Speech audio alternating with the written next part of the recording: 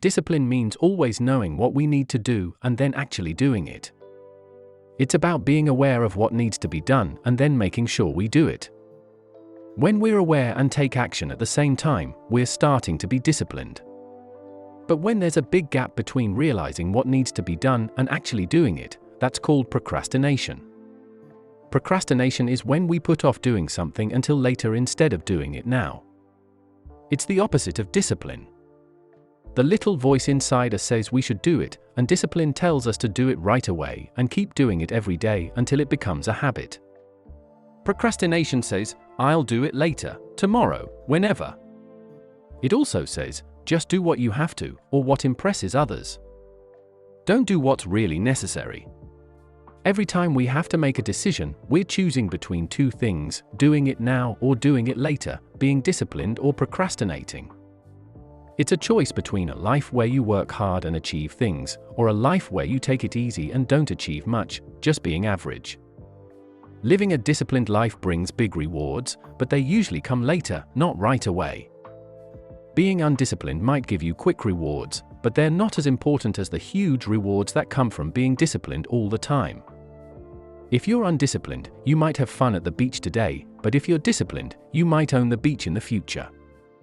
Most people prefer to enjoy themselves today instead of thinking about getting rich tomorrow. How can you avoid easy things that distract you? How do you stay concentrated on what you need to do? How do you keep thinking about doing everything and doing it now?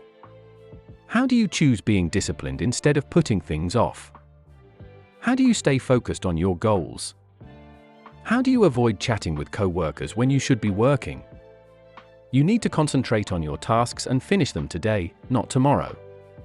You have to work hard every day to stay disciplined, or else you'll get distracted by negative thoughts, negative people, and idle talk. If you spend time with the wrong people, you might even start doubting yourself. Remember, the people you spend time with influence you a lot, and your own self-discipline is very powerful. Let's talk more about discipline and the 3 steps to being disciplined. First, being disciplined isn't the easiest choice. Most people prefer sleeping until 10 rather than waking up at 6. It's easier to stay up late, wake up late, arrive late, and leave early. It's easier to skip reading and watch TV instead of opening a book. Doing just enough is easier than giving it your all. Waiting is easier than taking action, and trying is easier than doing. Imagine if we didn't have to make our bed, keep our garage tidy, pay taxes, or go to work. Wouldn't it be interesting if we could skip those things? But you're right, not much would happen. For some reason, the system we're part of makes the easy things in life less rewarding, while the rewarding things seem harder to achieve. Our world is always a battle between taking it easy and getting quick rewards, or working hard and getting bigger rewards. Each choice has a cost, either the effort of being disciplined or the regret of not doing what we should have. We'll end up paying one way or another. Regret is what we feel when we wish we had done something differently, but it's too late. There's no second chance, no way to change things. We have to pick one, discipline or regret. Both come at a cost, but discipline costs less than regret in the long run. Dostoevsky once said that many would die for the truth, but few would spend years studying to understand it. Dying for the truth might seem more heroic than studying it bit by bit every day, but in the end, is it really easier? The first thing to learn about discipline is that it's not the easy choice. The second thing to understand about discipline is that it's something you have to do all the time. We've already mentioned that the best kind of discipline is when you consistently discipline yourself.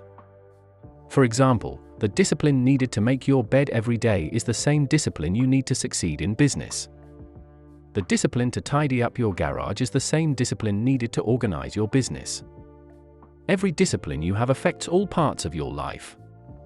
If you're disciplined in one area but lazy in another, eventually, that laziness will ruin your discipline. Bad habits in one part of your life will mess up the discipline you've built in other areas.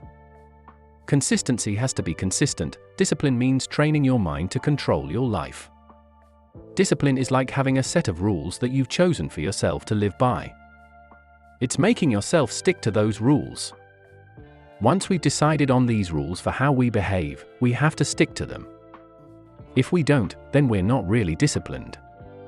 We might tell our family, friends, and co-workers about our rules, and even criticize people who don't follow similar ones, but then we don't follow them ourselves. We end up acting in a way that doesn't match what we've said we believe. For example, we might tell our kids that watching too much TV is bad for them, but then we spend our evenings watching TV. Or we might tell our employees to make the most of their work time, but then we take long lunch breaks.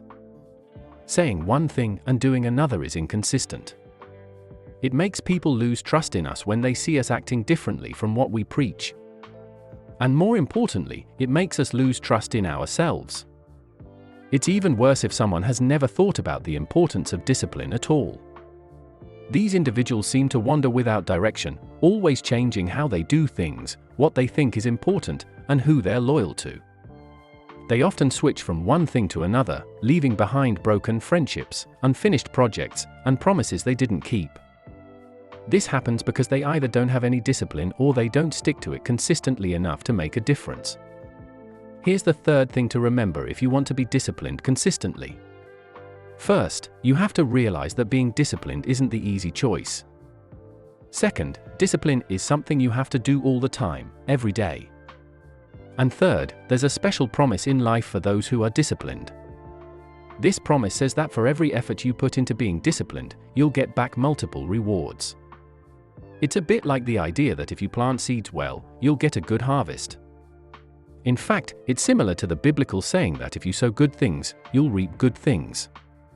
Here's something interesting about the law of sowing and reaping. It says that not only will we get back what we put in, but we'll often get even more.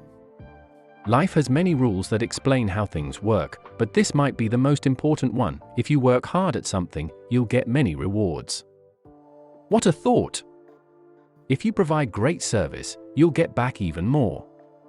If you treat others fairly, honestly, and patiently, you'll get rewarded even more. And if you give without expecting much in return, you'll receive more than you imagined. But remember, the key to all this is discipline. Anything valuable needs care and attention. Anything valuable needs discipline. Children need discipline. They need a structure and clear rules to feel safe and confident as they explore and learn. They need to understand what's right and wrong, what's okay to do and what's not.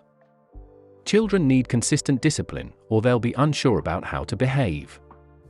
Similarly, our thoughts need discipline too. We need to establish our own rules and boundaries inside our minds, or our thoughts will be all over the place. And when our thoughts are confused, we'll feel lost and make mistakes. Confused thoughts lead to confused outcomes. Take a look around you right now. What could you be doing that needs your attention? Maybe you're listening to this while driving in traffic, getting annoyed at someone driving slowly. Or maybe you're alone because you had an argument with someone you care about, and your anger is stopping you from talking to them. Isn't this a good time to think about having more discipline in your life? Maybe you're on the edge of giving up, starting over, or starting something new. The only thing missing for your future success might be a new discipline that you decide to follow. It could make you stick with things longer, try harder, and work more than you ever thought you could. The best kind of discipline is the one you decide to follow yourself. Don't wait until things get so bad that someone else has to make you be disciplined. That would be really sad, wouldn't it? How would you explain it if someone else cared more about your success than you did, and they had to make you get up early and work hard when you were happy to let someone else succeed?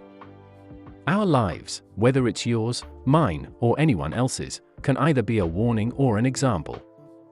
They can show what happens when you neglect things, feel sorry for yourself, lack direction and ambition. Or they can be an example of using your talents, being disciplined, and going after your goals with determination.